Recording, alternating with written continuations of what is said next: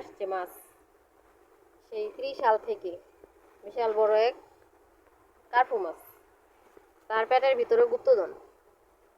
মাছ কাটলেই পেটের ভিতর থেকে গুপ্তধন বেরিয়ে আসে, অনেক বড়। এর উপরে মাছটা, এই মাছটার মধ্যে মাথাটা এত বড়, এই যে ডিম, কতগুলো ডিম, মাছই নেই, এইটুকু মাছ বাচ্চাদের জন্য পাঠাইছে।